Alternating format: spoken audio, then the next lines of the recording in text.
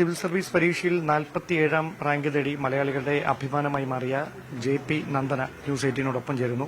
അഭിനന്ദനങ്ങൾ. എത്രാമത്തെ അറ്റംപ്റ്റ് ആയിരുന്നു? ഇതെന്റെ രണ്ടാമത്തെ അറ്റംപ്റ്റ് ആണ്. കഴിഞ്ഞ വർഷം എനിക്ക് പ്രിലിംസ് ക്ലിയർ ചെയ്യാൻ പറ്റിയിരുന്നില്ല. ഇത്തവണ എല്ലാ സ്റ്റേജസ് ഒരുമിച്ച് ക്ലിയർ ചെയ്യാൻ പറ്റിയതിൽ സന്തോഷം. ചെറുപ്പം തൊട്ടേ ആഗ്രഹമായിരുന്നു സിവിൽ സർവീസ്? ചെറുപ്പത്തില് ഇതുപോലെ ടോപ്പേഴ്സിന്റെ ഒക്കെ ഇന്റർവ്യൂസ് ഒക്കെ കണ്ട് കുറച്ച് ക്യൂരിയോസിറ്റി വന്നിട്ടുണ്ട് ഈ എക്സാമിനെ കുറിച്ച്. പക്ഷേ കോളേജിൽ എത്തുമ്പോഴാണ് കുറച്ചും കൂടെ സ്ട്രോങ് ആവുന്നതും പിന്നീട് പ്രിപ്പറേഷൻ തുടങ്ങാൻ വിചാരിക്കുന്നത്. ആരെയാണ് ഏറ്റവും മോട്ടിവേറ്റ് ചെയ്തത്? അങ്ങനെ ഒരാൾ പറയാനില്ല, പക്ഷെ ഒരുപാട് ആൾക്കാരുണ്ട് എന്റെ ജീവിതത്തിൽ. എന്റെ പേരന്റ്സ് ആണെങ്കിലും റിലേറ്റീവ്സ് ആണെങ്കിലും ഇവിടെ ഫോർച്യൂണിലാണ് എന്റെ മെന്റേഴ്സ് ആണെങ്കിലും എല്ലാവരും ഒരുപാട് മോട്ടിവേറ്റ് ചെയ്തിട്ടുണ്ട്. ഡിഗ്രി ഞാൻ മാർവാനിസ് കോളേജിലാണ് പഠിച്ചത്. English language and literature 2022 pass out ആകുന്നത്. ഏതായിരുന്നു സ്പെഷ്യൽ മെയിൻ ഏതായിരുന്നു?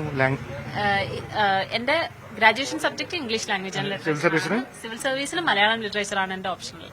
മലയാളമായിരുന്നു ഓപ്ഷൻ? രണ്ട് ഓപ്ഷനിൽ ഒരു ഓപ്ഷനിലാണുള്ളത്, മലയാളമാണ് എന്റെ ഓപ്ഷൻ. ഓക്കെ, എന്താണ് ഈ പുതിയതായിട്ട് പരീക്ഷയ്ക്ക് വേണ്ടി തയ്യാറെടുക്കുന്ന കുട്ടികളോട് കൊടുക്കാനുള്ള അഡ്വൈസ് എന്താണ്?